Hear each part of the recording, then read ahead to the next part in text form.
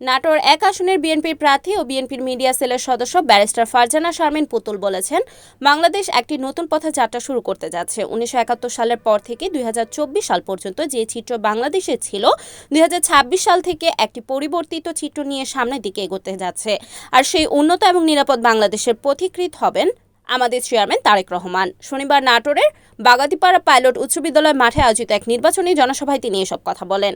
ফারজানা শারমিন পুতুল বলেন, যদি বলতে হয় বাংলাদেশে আমরা কোন পরিবর্তন আনতে যাচ্ছি, তাহলে আমি বলবো আমি ফারজানা শারমিন পুতুল হচ্ছি সেই পরিবর্তন, যে পরিবর্তন বাংলাদেশ আনতে চায়। নাটোর ১ সংসদীয় আসনে আমি ধানের শীষের মনোনীত প্রার্থী। আমি বাংলাদেশ জাতীয়তাবাদী দলের মনোনীত প্রার্থী। ধানের শীষের এই প্রার্থী বলেন, বিএনপি আমাকে নাটোর ১ আসন থেকে ধানের শীষের মতো একটি সম্পদ আমার হাতে তুলে দিয়েছেন, কেবলমাত্র লালপুর বাগাতিপাড়ার উন্নয়ন সাধনের জন্য নয়, সারা বাংলাদেশের পরিবর্তন করার জন্য।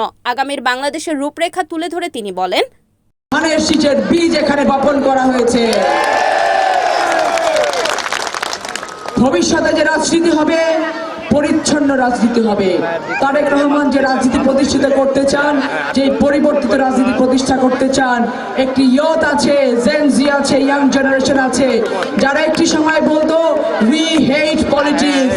তারেক রহমান সেই বাংলাদেশ করতে চায়, যেই বাংলাদেশে আমরা দাঁড়িয়ে বলবো উই লাভ পলিটিক্স, বিকজ একমাত্র রাজনীতির মধ্য দিয়ে কিন্তু বাংলাদেশের পরিবর্তন করা যায়। বাংলাদেশে এমন একটি ইমেজ ক্রিয়েট করা হয়েছে যে ভালো মানুষ রাজনীতি করে না, শিক্ষিত মানুষ রাজনীতি করে না। আমরা বাংলাদেশ জাতীয়তাবাদী দল সেই রাজনীতি পরিবেশ তৈরি করতে চাই, যেই রাজনীতির পরিবেশের মধ্যে ফারজানা শারমিন পুতুলের মতো মানুষরা এগিয়ে আসবে রাজনীতি করার জন্য।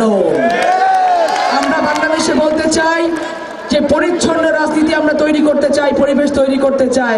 আমি সেই পরিচ্ছন্ন রাজনীতির সূচনা করব লালপুর বাগাতিপাড়া থেকে ইনশাআল্লাহ। আমি আপনাদেরকে কথা দিতে চাই, যারা আজকে মঞ্চে বসে রয়েছেন, যারা আজকে আমরা মনে করছি যে লালপুর বাগাতিপাড়াতে সামনের দিকে রাজনীতিকে আমরা এগিয়ে নিয়ে যাব, আপনারা প্রত্যেকে সতর্ক হয়ে যান। আমরা আজকে অসময়ে দলের সাথে আছি, অসময়ে অন্যান্যদের অনেক অত্যাচারের শিকার হয়েছি, তার মানে কিন্তু আমি কাউকে সেই অধিকার দেব না যে আমরা অন্য কারোর উপর কোনো ধরনের অত্যাচার করব।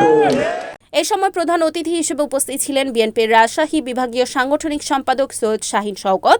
অন্যান্যদের মধ্যে উপস্থিত ছিলেন রাজশাহী জেলা বিএনপির সাবেক সাংগঠনিক সম্পাদক গোলাম মোস্তফা মামুন, নাটোর জেলা বিএনপির সদস্য সচিব আসাদুজ্জামান আসাদ, যুগ্ম আহ্বায়ক জিলুর রহমান খান বাবুল চৌধুরী সহ স্থানীয় বিএনপি নেতাকর্মী এবং বিপুল সংখ্যক সাধারণ ভোটার।